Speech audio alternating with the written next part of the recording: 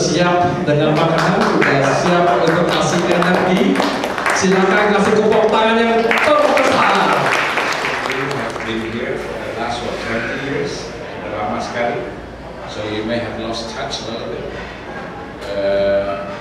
I'm fresh from the oven. I just came about 6 weeks ago.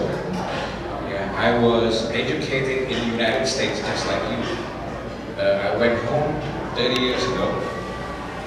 I went to school at Golden Gate University, my MBA. And then my undergraduate, I went to a Jewish school in Ohio, a very small school. It's called Hiram College. Saya ingin membagi, ini I was asked by Redlands University to speak about Indonesia. So I'm going to repeat what I've done for Redlands University. Jadi di copy.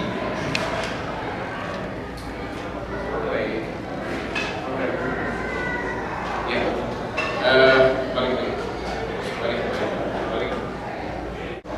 6-7 months ago, Obama came to Indonesia. You know what he did? He signed an agreement with President Yudhoyono that America needs to collaborate with Indonesia. Not only America has broadened this international relationship in Asia, but specifically Obama has signed an exclusive agreement with Indonesia to collaborate in economic, in business, in social, in culture, in education, whatever. The word collaboration is a very broad spectrum, if you will. Because when you say collaborate, it can be partnership, it can be working together, it can be friends, it can be anything. We collaborate. Let's do things together. So earlier, Pak Boy juga bilang bahwa this is the time. So that's why my presentation is this is the time, just like China 20 years ago. It may be too late now to collaborate with China because you are just a number.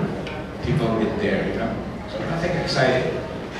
But I think Indonesia and America can collaborate now, more so than before. Yeah. Okay. Next. This is the company that I founded 20 years ago. I think I'd like to make a correction a little bit. We are not the largest, John. Sorry, we are the large five. We are not the largest. It's a bit. You said we are the largest. We are not. Oh, okay. Okay. We have recruited about, I would say, 70,000 people in the last 18 years. We placed them working in multinational companies. Anywhere people from secretary up to the executive level. That 70,000, we have to admit that the executive level is a very small percentage because we do a lot more on outsourcing employees. And that is why we get to stay in touch with corporations. We understand what's going on in Indonesia. We understand what they need. We understand the management issue. We understand the corporate issue. Next one. Yeah, I think that's a little bit about myself. Next. And those are the clients that my company has been serving for the last 18 years. So that's a little bit of a portfolio of our company. Next. Okay, now, I think this is the focus of my presentation today. Indonesia is coming here to be the next country to join BRIC. Okay. Indonesia has the largest population in ASEAN, no doubt about it. The fourth in the world. 275 million people living in Indonesia now. Not 250, 275, according to the data census recently. You see, compared to those countries, you see how vast Indonesia is. It spans from all the way from Indian Ocean all the way to the Pacific Ocean. You can fly from the tip of the west side all the way to the east side. It will take you 6 to 7 hours, longer than the United States. Can you imagine? If you fly from here to New York, maybe what, 6 hours, 5 hours? Okay. Next one. Okay.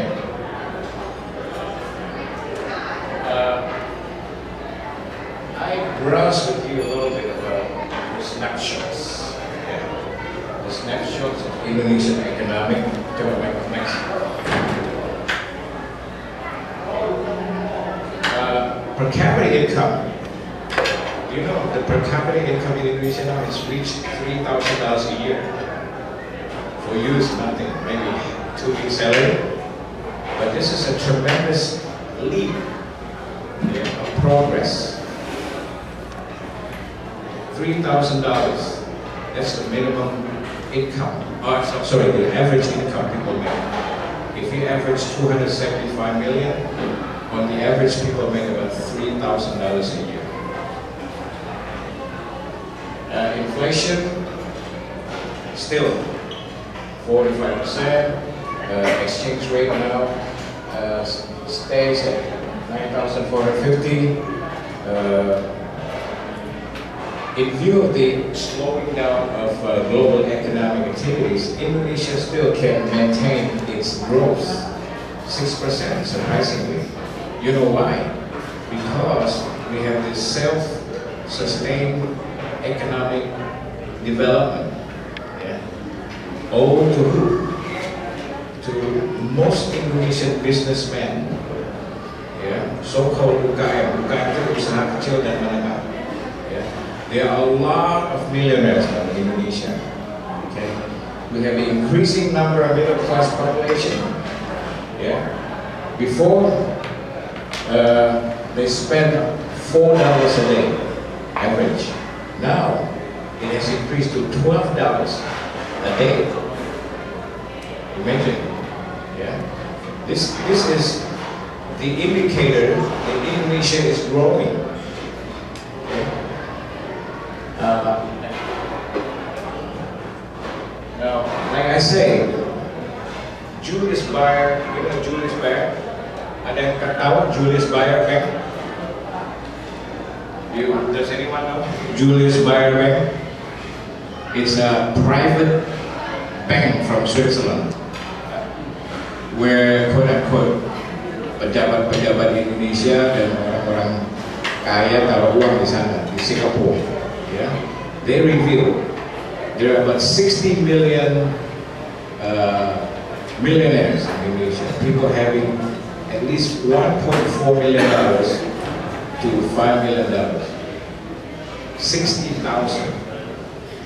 They predict in less than 2 years that numbers will increase to 100,000. Now, our government also projects to boost infrastructure projects. Okay, they estimate that they're going to spend about $40 billion in 2003. Sorry,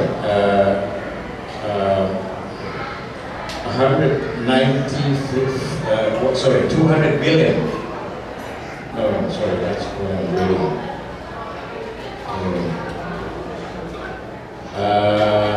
I'm sorry. The BKPM, you know BKPM, Indonesia Investment Coordination Board, they project that they're going to have foreign and local domestic investment targeted about $40 billion. I think this number for America is nothing. Yeah. When I look at California, aduh minta ampun, Jakarta tuh kayak kampung. Yeah, nothing. But for us, it means a lot. When the government is going to spend, when the investment is going to reach $40 billion a year, that is a lot. Yeah? You're talking about a growth of 20% a year. Ya, cukup banyak gitu. Nah, kita punya stock market juga kelihatannya cukup stabil. Ya, pernah kita mengalami penurunan yang luar biasa, kira-kira di tahun 2009. Sekarang sudah balik ke angka 4.000-an sekarang, 4.000 lebih. Dan kita berharap mungkin sampai akhir tahun itu akan mencapai 4.500 atau 4.600. Berarti kalau Anda invest di bank, bukan bank tradisional, investment bank di Indonesia, saya ngalamin sendiri, Anda bisa mendapatkan income 18-20% net of tax. Cukup lumayan kan? Itu yang terjadi di Indonesia sekarang.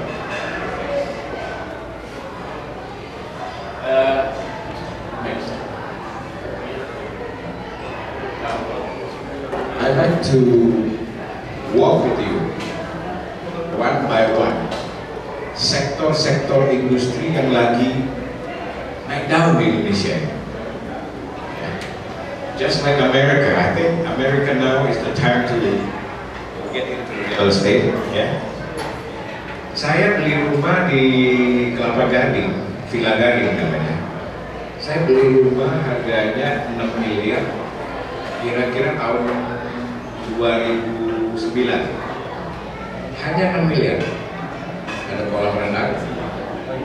Sekarang rumah itu dalam waktu 3 tahun, rumah saya ditawar 15 miliar. Gila. Indonesia sekarang ini lagi tinggi-tingginya harga real estate. Jadi saya bilang sama orang yang mau beli rumah saya, kalau saya jual saya nggak kebeli. Ya kan? Jadi saya nggak jual. Nah, ini indikasi hampir di daerah Jabodetabek, di Bandung juga sudah, pokoknya di kota-kota besar itu harga real estate naik gila-gilaan.